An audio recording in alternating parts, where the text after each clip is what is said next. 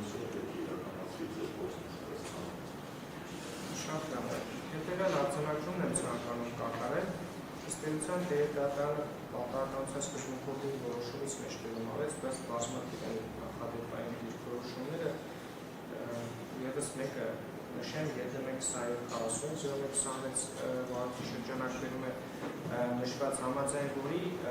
ոչ մեղադրելի ներկայացված մեղադրանքի ձևակերպումից ոչ էլ վարորդի նույնպես հնարավոր չէ բացել, թե որտեղ է կատարվել, հետագա նախաքննության վարորդը պետք է կատարել։ Ես իրապես մտահոգ եմ, որ նախագահության եթե գործը քննվի հնարավոր հետագա վերակնության կամ վճռաբերության կարգով ակտը վերկանվի, ինչի պայմաններում նույնիսկ հնարավոր կարգապահական պատասխանատվության ենթարկվի հանդարտության հարցի այս կողմ ճիշտ չլուծելու համար։ Այդ իսկ պատճառով անգամ ես առաջարկում եմ իմ գործընկերոջը, որ Երևան քաղաքում հնարավոր է գործով վարորդը ստանձնի, թե զուտ առաջարկ գտնեցուցել դատարան։ Ես իրապես գտնում եմ, որ իր առաջարկն է իմ որոշումը, հատկապես նրանից ելնելով, որ մյուս մեղադրելի կարգավիճակ ունեցող անձանց մեղադրանքում նշված է։ Ես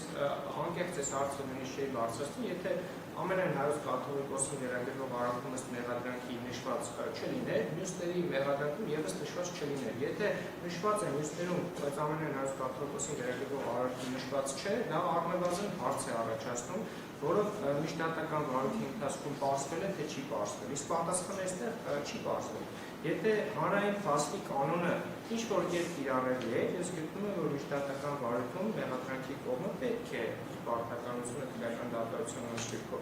նախատեսված կատարելով արձանագրել, թե որտեղ է տեղի ունեցել։ Իսկ վրիպակի արդյունք է, թե ոչ, դատարանը այս կողմում կարծում եմ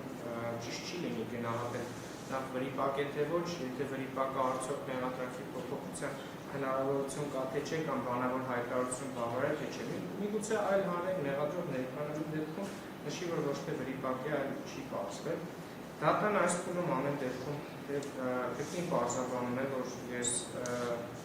ամենայն հավանականությամբ ուղարկելու դեպքում, եթե վեճ բարձրացվի, չեմ պատրաստվում որևէ կերպ անաշխատունակության վիճակում գտնվել, չեմ պատրաստվում արձակուրդ վերցնել, չեմ պատրաստվում խուսափել այս գործիքությունից։ Եթե վեճի արդյունքում կլուծվի, որ այս գործը ինձ անդադար է, կհանդիպենք հաջորդ պատահական նիստին։ Այս պահին դատարանը լսելով կողմերի դիրքորոշումը, որոշումը սուբյեկտիվական գործեցնել տարածքային զարգացման կանոնների, ուղարկել Երևան քաղաքի առաջին արձանային քննության դատարան դատական նիստ հայտարարում